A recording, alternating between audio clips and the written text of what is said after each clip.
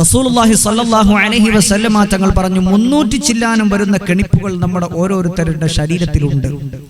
ആ ഓരോരോ കെണിപ്പിനും അള്ളാഹുവിനു വേണ്ടി നന്ദി ചെയ്യുക എന്നുള്ളത്, അതിനുവേണ്ടി നന്ദി ചെയ്യുക, ശുക്ർ ചെയ്തു കൊടുക്കുക എന്നുള്ളത് നമ്മുടെ ബാധ്യതയാണ്.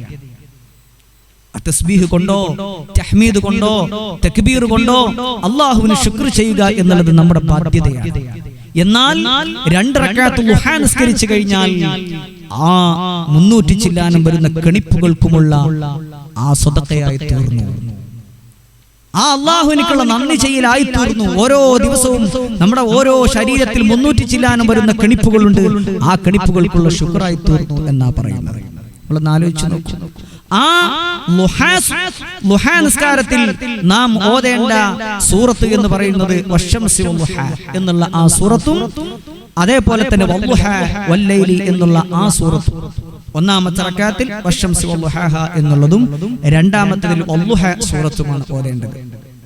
4 റക്അത്താണ് അതിൽ കമാലിയത്തിന്റെ ഏറ്റവും അദ്നൽ കമാൽ, കമാലിയത്തിന്റെ ഏറ്റവും ഒരു രൂപം എന്ന് പറയുന്നത് അത് 4 റക്അത്ത് നിസ്കരിക്കലാണ്.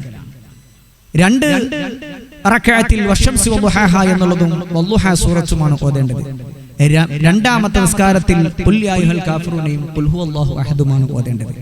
ഇനി ഒരാൾ ഈ 2 റക്അത്ത് മാത്രമാണ് നിസ്കരിക്കുന്നതെങ്കിൽ, 4 റക്അത്ത് നിസ്കരിക്കാതെ ളുഹാ നിസ്കാരം 2 റക്അത്താണ് നിസ്കരിക്കുന്നതെങ്കിൽ ഈ പറയപ്പെട്ട 4 സൂറത്തും 2 റക്അത്തിലുമായിട്ടാണ് ചെയ്യേണ്ടത്.